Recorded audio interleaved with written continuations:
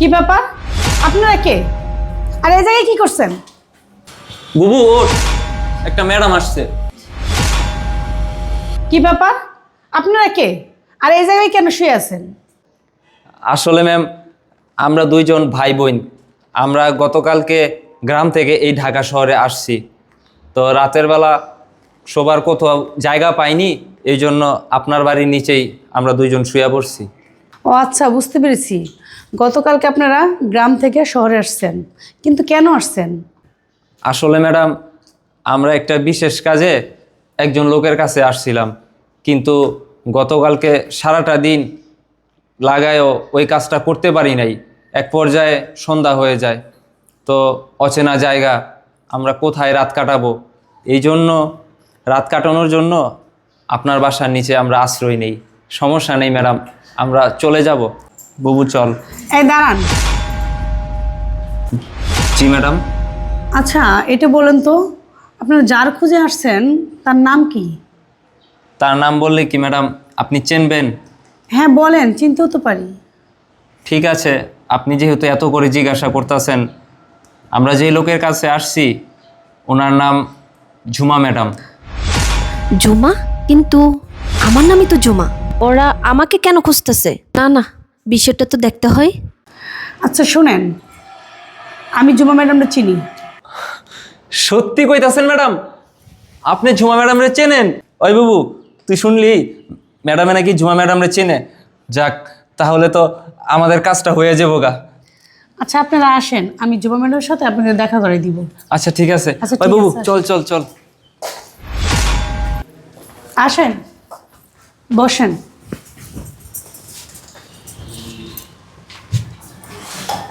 আচ্ছা ম্যাম সাহেব, একটা কথা বলেন তো। হ্যাঁ বলেন। আপনি না আমাদেরকে বললেন যে ঝুমা ম্যাডামের সাথে দেখা করাই দিবেন, তাহলে আমাদেরকে এই জায়গায় কেন আনলেন? হ্যাঁ আমি তো বলছি আপনাদের দেখা করে দিব, অবশ্যই দেখা করে দিব, আপনি একটু ওয়েট করেন।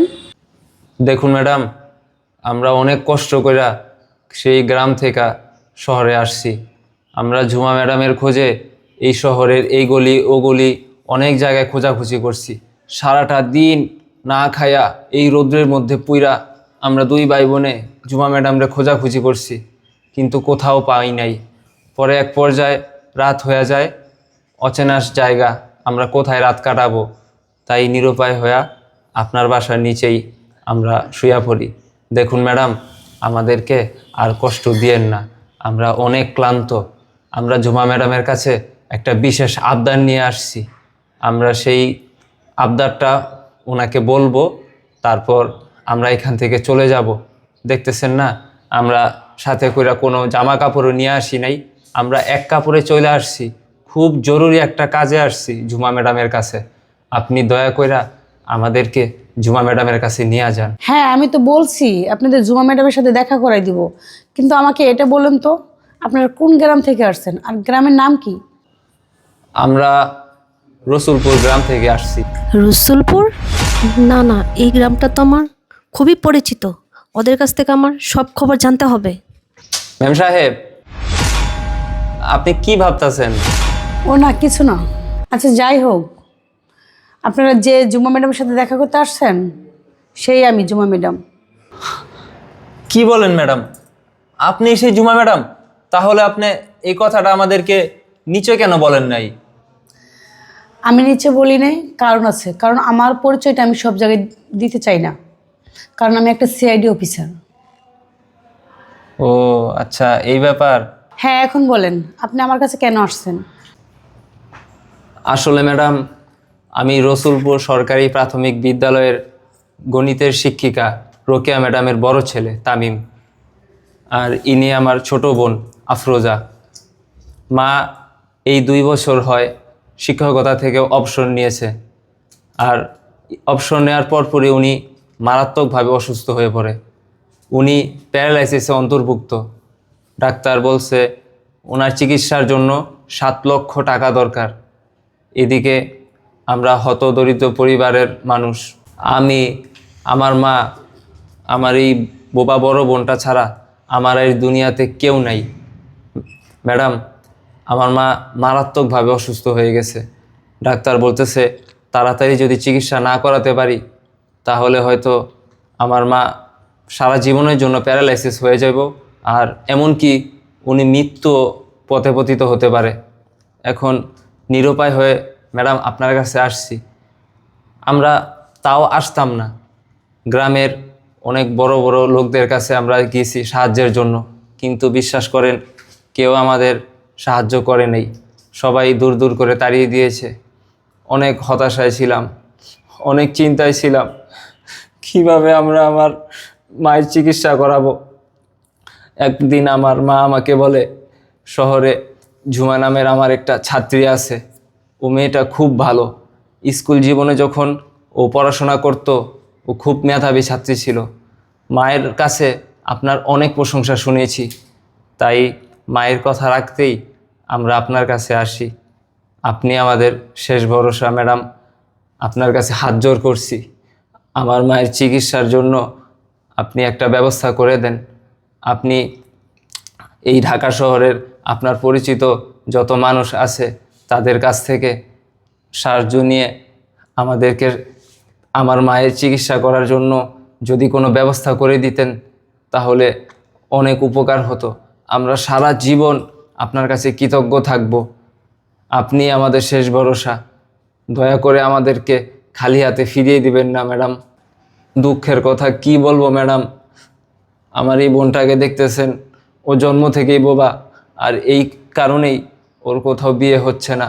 আপনি তো একটা কথা নিশ্চয়ই ভালো করেই জানেন, একটা মেয়ের যখন বিয়ে না হয় এই জন্যই লোকজন অনেক খারাপ খারাপ কথা বলতেছে।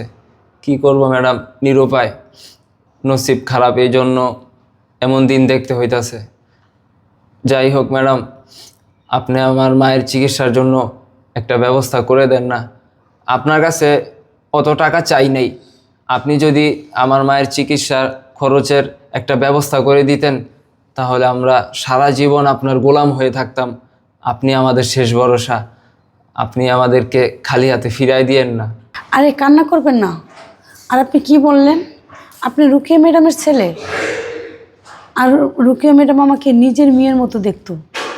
আর রুকিয়া ম্যাডাম আমাকে খাওয়াইতো, পড়াইতো, এমনকি আমার স্কুলের খরচটা বন্ধ দিত, আমার লেখাপড়ার যাবতীয় খরচ দিত। আর এই যে আজকে দেখতেছেন যে আমি সিআইডি অফিসার, কার জন্য জানেন? শুধুমাত্র রুকিয়া ম্যাডামের জন্য। কিন্তু জানে না, আমারও কিন্তু পৃথিবীতে কেউ নাই, বাবা নাই, মা নাই, ভাই বোন কেউ নাই। এই রুকিয়া ম্যাডাম আমাকে মানুষ করছে। আর আপনি কি বললেন যে আপনি অন্য মানুষের কাছ থেকে টাকা নিয়ে রুকিয়া ম্যাডামের চিকিৎসা করবেন? না, আমি থাকতে তা হতে দিব না। আর আমার কি টাকা পয়সার অভাব আছে? আর আপনি কি বললেন? রুকিয়া ম্যাডাম শুধু আপনার মা না, আমারও মা। কারণ সে আমাকে ছোটোবেলা থেকে আদর যত্ন করে মানুষ করছে। এটা শুধু আপনার বোন না, আমার বোন। আর আজকে পর থেকে আপনি, বোন, আমি এবং মা সবাই একসাথে আমার বাড়িতে থাকবো। আর আপনি টাকার কথা বলছেন, 7 লাখ টাকা। আচ্ছা ওয়েট করেন। রায়হান, রায়হান, এদিকে আসো। জি ম্যাডাম, বলেন। ক্যাশ কত টাকা আছে? ম্যাম আমার কাছে 2 লক্ষ টাকা আছে। আচ্ছা দাও। এই যে ম্যাডাম। আচ্ছা ম্যাম, আমি আসি। আচ্ছা যাও। ভাইয়া, এই জায়গায় 2 লক্ষ টাকা আছে। এই টাকাটা নিয়ে মার চিকিৎসা শুরু করেন, আর আগামীকাল আমি আসতেছি। অনেক অনেক ধন্যবাদ ম্যাডাম। কি বলে যে আপনার এই ঋণ পরিশোধ করব। ধন্যবাদ দিতে হবে না, আমারও তো মা, তাই না? আপনি ঠিক কথা বলেছেন। মা প্রায় সময় বলতো যে আমার আরও একটা মেয়ে আছে, তার নাম ঝুমা। সত্যি আপনি যদি এই সাহায্যটা না করতেন তাহলে হয়তো চিকিৎসার অভাবে আমার মা সারা জীবনের জন্য প্যারালাইসিস হয়ে যেত। আরে বোকা, তুমি সাহায্যের কথা বলছো কেন? আমি ওর মেয়ে না? আমি কি টাকা দিতে পারি না? তারপরও আপনার এই ঋণ আমরা কখনো শোধ করতে পারবো না। জানেন, আমরা অনেক মানুষের কাছে গিয়েছি, কিন্তু তারা আমাদেরকে সাহায্য করবে তো দূরের কথা, আমাদেরকে দূর দূর করে তাড়িয়ে দিয়েছে। আমরা অনেক হতাশায় ছিলাম, অনেক চিন্তায় ছিলাম কিভাবে আমরা আমার মায়ের চিকিৎসা করাবো। দেখুন আল্লাহ নিশ্চয়ই একটা ব্যবস্থা করে দিল। মা সব সময় আপনার কথা বলতো যে ঝুমা নামের আমার একটা ছাত্রী আছে যে খুব ভালো, তাই আমরা মায়ের কথা মতোই আপনার কাছে আসি। আমার মায়ের বিশ্বাস ছিল যে আপনার কাছে আসলে আপনি অবশ্যই একটা ব্যবস্থা করে দিবেন। আপনি যে আমার মায়ের চিকিৎসার জন্য এতগুলো টাকা দিলেন, এই কথা যদি আমার মা জানে, মা খুব খুশি হবে। আর আপনি কি বললেন, আমার মায়ের চিকিৎসার পর আমরা সবাই এ বাসায় থাকব। দেখুন ম্যাডাম, আমরা এই বাসায় থাকতে পারবো কি না সেটা জানি না, কিন্তু আপনি যে কথা বলেছেন এতে আমরা অনেক খুশি হয়েছি। আমি অনেক কষ্ট করি আমার পরিবারের জন্য, আমার মায়ের জন্য। আর যদি চিকিৎসার অভাবে আমার মা মারা যেত তাহলে আমরা অনেক কষ্ট পেতাম। আল্লাহর কাছে লাখ লাখ শুকরিয়া যে আল্লাহ একটা উসিলা বের করে দিয়েছে। এখন আমরা আমার মায়ের চিকিৎসা করাতে পারবো, আমার মা আবার আগের মতো সুস্থ হয়ে যাবে। আপনার কাছে আমরা সারা জীবন কৃতজ্ঞ থাকব। আর আমরা মন খুলে আল্লাহর দরবারে আপনার জন্য দোয়া করব, যাতে আপনি সবসময় ভালো থাকুন, সুস্থ থাকুন, সর্বপ্রকার বিপদ আপদ থেকে যেন আল্লাহ আপনাকে রক্ষা করে। আচ্ছা ম্যাডাম, আমরা তাহলে এখন আসি। এই টাকাগুলো দিয়ে মায়ের চিকিৎসার কাজ শুরু করতে হবে। আচ্ছা তাহলে আপনারা যান, আমি আগামীকাল আসতেছি। আচ্ছা ঠিক আছে ম্যাডাম, আসসালামু আলাইকুম। ওয়ালাইকুম আসসালাম।